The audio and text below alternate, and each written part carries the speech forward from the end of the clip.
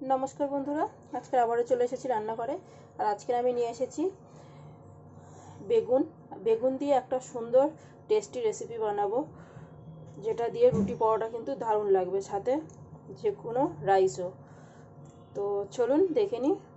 এই যে আমি বেগুন নিয়েছি, একদম দেখুন কচি সুন্দর, দানা নেই এক ফোঁটাও, আর একটুও কোথাও পোকাও ছিল না। তো ভালো করে দেখে এরকম ছোট ছোট ডুমো ডুমো করে কেটে নিয়েছি, নিজেদের পছন্দ মতো কেটে নিলেই হবে।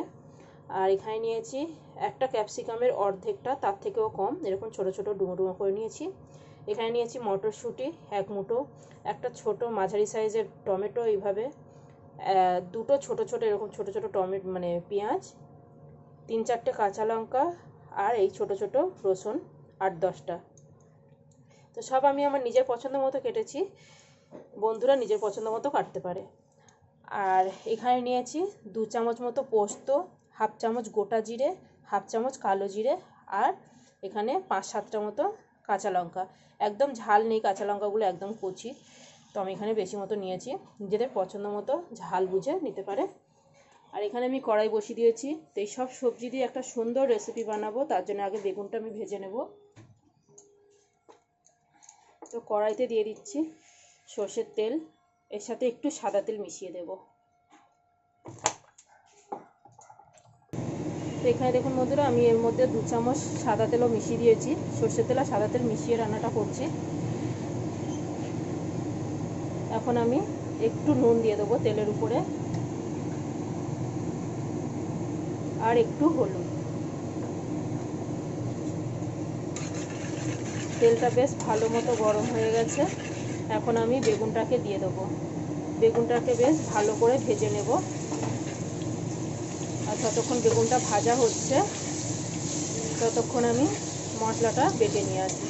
মশলাটা অবশ্যই আমি শিলে বাটবো।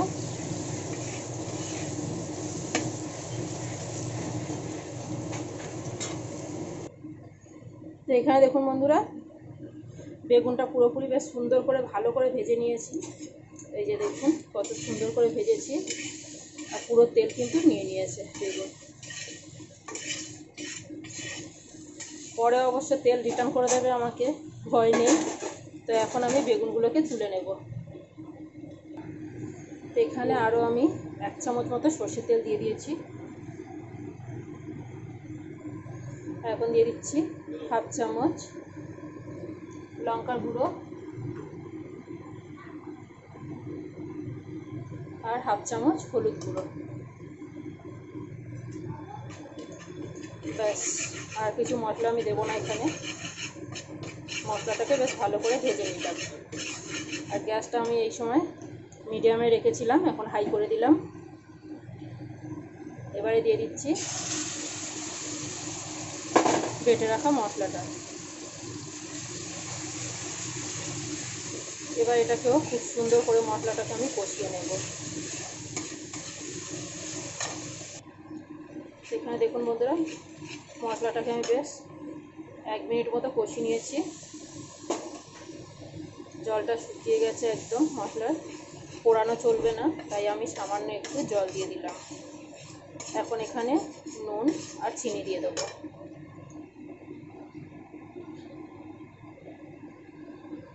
স্বাদ অনুযায়ী চিনি আর স্বাদ অনুযায়ী নুন। আমি বেগুন ভাজার সময় কিন্তু নুন দিয়েছি, তাই দেখে শুনে দেবে। তো আমার এই মশলাটা খুব বেশি আর কষানোর নেই।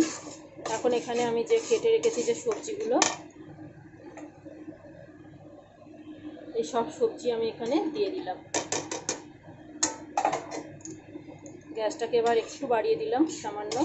এই সবজিটাকে এবার এই মশলার সাথে একটু কষিয়ে নেব।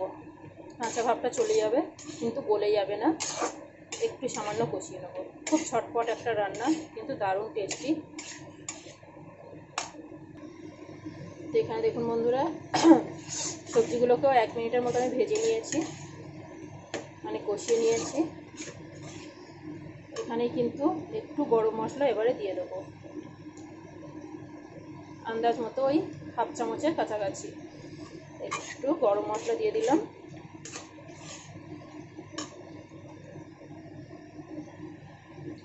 বাটিটা ধুয়ে হাফ বাটি মতো জল দিয়ে দিলাম। যাতে মটরটা একটু সেদ্ধ হয় আর সবজিগুলো একটু রসালো হয়। বেগুনটা কিন্তু আমি একদম লাস্টে দেবো।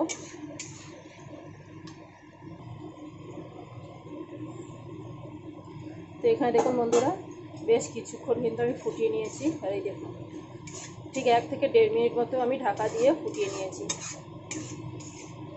সবজিগুলো কত সুন্দর আছে।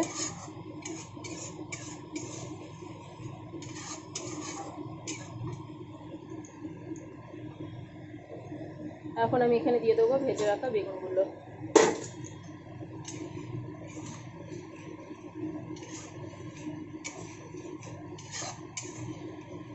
বেগুনটা দেওয়ার পরেও 1 মিনিট মতো রান্না করে নেব, তারপরে আমাদের রেসিপি কমপ্লিট। তো আজকের ভিডিওটা কেমন লাগলো বন্ধুরা, অবশ্যই একটা লাইক কমেন্ট শেয়ার করে আমাকে জানাবেন। আর ভালো লাগলে আমার চ্যানেলটাকে সাবস্ক্রাইব করবেন। আমার ভিডিও দেখার জন্য বন্ধুরা আপনাদের অনেক অনেক ধন্যবাদ। এই যে দেখুন, একটুখানি গ্যাসটা বাড়িয়ে দিলাম, একটুখানি ফুটিয়ে নেব।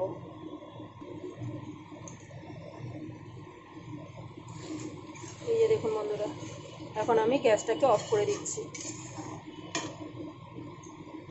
তো টাটা বন্ধুরা।